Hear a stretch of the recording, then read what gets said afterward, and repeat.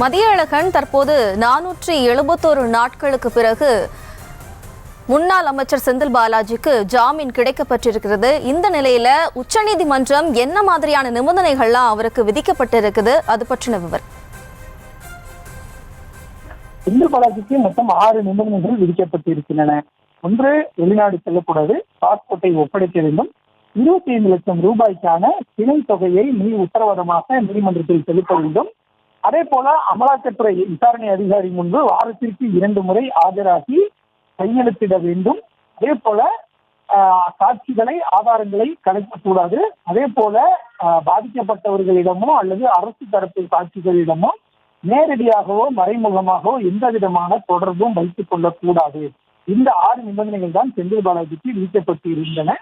அதில் நீதிமன்றத்தில் நிறைவேற்ற வேண்டிய நிபந்தனைகளான பிணையத் தொகை உத்தரவாதத்தை செலுத்துவது, அதே போல பாஸ்போர்ட்டை ஒப்படைப்பது, இந்த 2 நிபந்தனையும் நீதிமன்றத்தில் தான் நிறைவேற்ற வேண்டும். அதன்படி அந்த உத்தரவாதம் எல்லாம் நிறைவேற்றப்பட்டு விட்டது. இதனைத் தொடர்ந்து செந்தில் பாலாஜிக்கு ஜாமீன் வழங்கப்பட்டு விட்டது.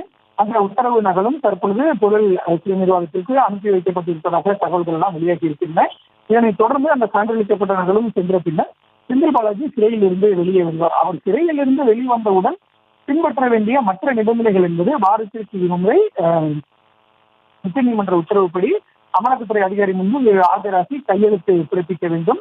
அதே போல 2 வழக்குகளினுடைய விசாரணைக்கும் தேவைப்படும் பொழுது அவர் ஆஜராகி வழக்குகளை விரைந்து விசாரித்து முடிப்பதற்கு அவர் ஒப்புதல் அளிக்க வேண்டும். சாட்சிகளிடம், புகார்தாரர்களிடம், பாதிக்கப்பட்டவர்களிடம் நேரடியாக மறைமுகமாக தொடர்பு வைத்துக் கொள்ளக்கூடாது. இந்த உத்தரவை அவர் நீதிமன்றத்திற்கு வெளியே செயல்படுத்த வேண்டும். இந்த நிபந்தனைகளையும் அவர் கண்டிப்பாக பின்பற்ற வேண்டும். பின்பற்றப்படவில்லை என்றால் நாளை அதுவே அவருக்கு எதிராக இருப்பதற்கான வாய்ப்புகள் இருக்கின்றன. குறிப்பாக அமலாக்கத்துறை மீது 2 தினங்கள் ஆஜராக வேண்டும் என்ற உத்தரவை அவர் நிச்சயம் கடைபிடிக்க வேண்டும். அவ்வாறு அவர் கடைபிடிக்கவில்லை என்றால் இதையே அவர் தரப்பு ஒரு குற்றமாக நீதிமன்றத்தில் முறையீடு செய்யப்பட்டு அந்த ஜாமீனை ரத்து செய்ய சொல்லி அமலாக்கத்துறை கோரலாம். அதற்கு அமலாக்கத்துறைக்கு முழு அதிகாரம் இருக்கிறது. அதே போல பாதிக்கப்பட்டவர்கள் யாரேனும் ஒருவேளை புகார் அளிக்கும் பட்சத்தில் அதுவும் ஒரு காரணமாக அமையக்கூடும். அதே போல அவர் இந்த 2 வழக்குகளையும் விரைந்து முடிப்பதற்கு ஒத்துழைக்க வேண்டும் என்ற உத்தரவும் பிறப்பிக்கப்பட்டு இருக்கிறது. அந்த உத்தரவும் நீதிமன்ற நடைமுறைப்படி நீதிமன்றத்தில் நடைபெறும் வழக்கு விசாரணையின் போது ஒருவேளை அவர் ஆஜராக வேண்டும் என்று நீதிமன்றம் உத்தரவு பிறப்பிக்கும் பட்சத்தில் அவர் நிச்சயம் ஆஜராக வேண்டும். அமலாக்கத்துறை வழக்கை பொறுத்த வரைக்கும் குற்றப்பத்திரிகை தாக்கல் செய்யப்பட்டு குற்றப்பத்திரிகை நகல் வழங்கப்பட்டு குற்றச்சாட்டு பதிவும் முடிந்துவிட்டது. எனவே இந்த வழக்கில் அவர் தற்பொழுதைக்கு ஆஜராக வேண்டிய தேவையில்லை. ஆனால் ஒருவேளை நாளை விசாரணை என்று வரும்பொழுது அமலாக்கத்துறை தரப்பு விசாரணை நடத்துவதற்காக ஒருவேளை அழைக்கும் பட்சத்தில் அவர் நேரில் வந்தாக வேண்டும். அதை அவர் தவிர்க்க முடியாது. அதே போல எம்பிஎம்எல்ஏக்களுக்கான சிறப்பு நீதிமன்றத்தில் வழக்கு நிலையில் இருக்கிறது. அது மத்திய குற்றப்பிரிவு தாக்கல் செய்த வழக்கு. அந்த வழக்கில் செந்தில் பாலாஜி மட்டுமில்லாமல் மொத்தம் 2000க்கும் மேற்பட்டோர் குற்றவாளிகளாக சேர்க்கப்பட்டிருக்கிறார்கள்.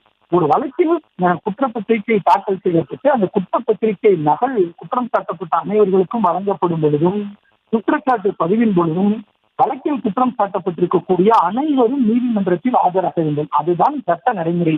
குற்றம் சாட்டப்பட்டவர்களில் ஒருவர் கூட வரவில்லை என்றால் கூட அந்த குற்றப்பத்திரிகை நகல் வழங்குவது அல்லது குற்றச்சாட்டு பதிவு என்பது தள்ளி போகும். அதுதான் சட்ட நடைமுறை. அந்த வகையில் இந்த வழக்கு விசாரணைக்கு வரும் பொழுது 2000க்கும் மேற்பட்டோரும் ஒரே நேரத்தில் ஆஜராகி குற்றப்பத்திரிகையை பெற்றுக்கொள்ள வேண்டும், குற்றச்சாட்டு பதிவிற்கும் வர வேண்டும். அல்லது நீதிபதி நினைக்கும் பட்சத்தில் இந்த வழக்கினுடைய விசாரணையை பிரித்து நடத்தலாம். அதாவது இத்தனை பேர் பிரித்து நடத்தலாம் என்று நீதிபதி நினைத்தால் கூட அதுவும் சாத்தியம். அந்த வகையில் நீதிமன்றத்திற்கு தேவைப்படும் பொழுது செந்தில் பாலாஜி ஆஜராக வேண்டும். இதுதான் உச்சநீதிமன்றம் விதித்திருக்கக்கூடிய நிபந்தனை. உச்சநீதிமன்றம் அந்த உத்தரவிலேயே தெளிவாக குறிப்பிட்டிருக்கிறது. குறிப்பாக பாதிக்கப்பட்டவர்களிடமோ அல்லது அரசு தரப்பு சாட்சிகளிடமோ நேரடியாக மறைமுகமாக எந்த தொடர்பும் வைத்துக் கொள்ளக்கூடாது. அவ்வாறு வைத்துக் கொண்டால் இந்த ஒரு காரணமே செந்தில் பாலாஜியினுடைய ஜாமீனை ரத்து செய்வதற்கான காரணமாக இருக்கும் என்ற ஒரு வார்த்தையை உச்சநீதிமன்றம் பயன்படுத்தி இருக்கிறது. எனவே அவர் தற்பொழுது 2 நிபந்தனைகளை நிறைவேற்றி வெளியில் வந்துவிட்டாலும் கூட மற்ற 4 நிபந்தனைகளையும் அவர் கண்டிப்புடன் பின்பற்ற வேண்டும். ஒருவேளை நீண்ட நாட்களாக இந்த வழக்கு செல்கிறது, தொடர்ச்சியாக அவர் இந்த நிபந்தனைகளை எல்லாம் பின்பற்றி வருகிறார் என்றால் இந்த நிபந்தனைகளில் குறிப்பிட்ட சில நிபந்தனைகளை தளர்த்துமாறு அவர் நீதிமன்றத்தை மீண்டும் நாடலாம்.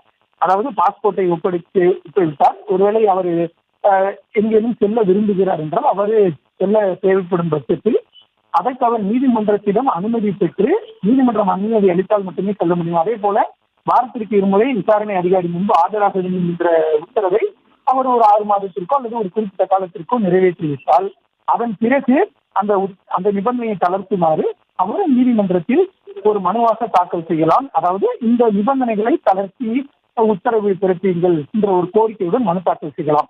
நீதிமன்றம் திருப்தி அடையும் பட்சத்தில் அதனை ஏற்றுக்கொள்ளாது போகலாம். எனவே அதையெல்லாம் இன்னும் இந்த காலத்திற்கு பிறகு வரக்கூடிய நடைமுறை. ஆனால் தற்பொழுது நீதிமன்றத்தில் நிறைவேற்ற வேண்டிய உத்தரவாதங்கள் நிறைவேற்றப்பட்டு செந்தில் பாலாஜிக்கு ஜாமீன் வழங்கப்பட்டிருக்கிறது. சிறையிலிருந்து அவர் வெளியே வந்த பின்னர் மற்ற நிபந்தனைகளை அவர் பின்பற்ற வேண்டும்.